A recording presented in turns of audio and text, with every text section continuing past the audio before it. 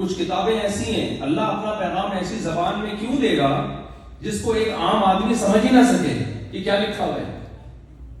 دے گا ایسی زبان میں،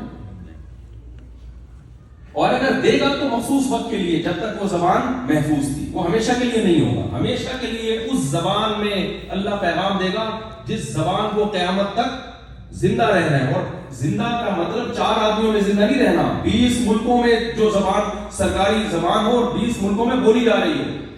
قرآن کی جو زبان ہے وہ عربی ہے، اور عربی واحد دنیا کی زبان ہے جو بالکل اس طرح سے محفوظ ہے جس طرح 1400 سال پہلے محفوظ تھی.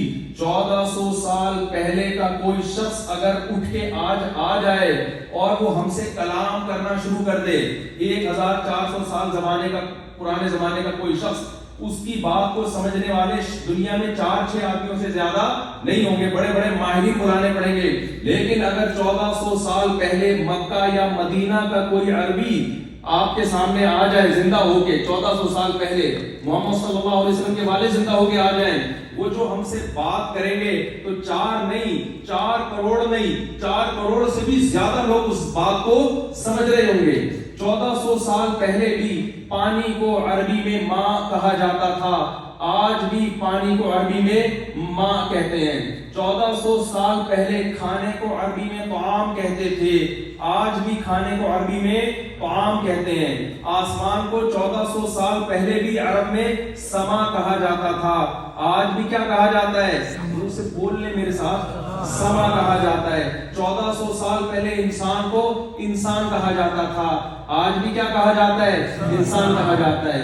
مرأہ، عورت کو مرأہ کہا جاتا تھا، آج بھی کیا کہا جاتا ہے؟ مرأہ کہا جاتا ہے. 1400 سال پہلے چاند کو قمر کہا جاتا تھا، آج بھی کیا کہا جاتا ہے؟ قمر. سورج کو شمس کہا جاتا تھا، آج بھی کیا کہا جاتا ہے؟ شمس. شہر کو بلد اور مدینہ کہا جاتا تھا، آج بھی کیا کہا جاتا ہے؟ بلد اور مدینہ. سینکڑوں لاکھوں الفاظ، پورے سینٹنس. تو وہ ایسی زبان میں دے گا جس زبان کو قیامت تک کے لیے زندہ رہنا ہے. باقی جتنی آپ تعلیمات اٹھا کے دیکھو بھائی، وہ زبانیں مارکیٹ سے کیا ہو گئی ہیں؟ شارٹ. زبانیں شارٹ. اور کچھ کتابیں ایسی ہیں کہ جب آپ وہ پڑھیں گے نا، کچھ لوگوں کے پاس تو پیغام ہی نہیں ہے.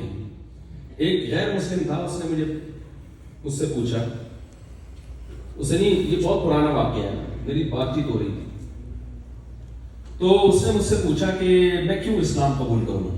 میں نے کہا خدا کو مانتے ہو؟ اس نے کہا مانتا ہوں. میں نے کہا یہ بھی مانتے ہو کہ اللہ نے انسانوں کی ہدایات کے لیے کوئی انتظام کیا ہے، کوئی گائیڈنس اللہ کی طرف سے بھی ہے؟ اس نے کہا مانتا ہوں. تو میں نے کہا اسلام کے علاوہ کسی کے پاس وہ گائیڈنس ہے ہی نہیں. پھر میں نے اسے سوالات پوچھنا شروع کیے، بتاؤ آپ کا مذہب کیا کہتا ہے فلاں مسئلے کے بارے میں، کہ یہ جائز ہے ناجائز ہے. وہ چپ، وہ اپنے ملک کا لا بیان کر رہے ہیں. میں نے کہا ان کو والی سرکار ہر ملک میں ہوتی ہے، اسٹائل الگ الگ ہوتا ہے لیکن ہر ملک میں. تو یہ بتانے والے، میں نے کہا مسلمانوں میں مفتی ہوتے ہیں جو مسائل بتاتے ہیں یہ جائز ہے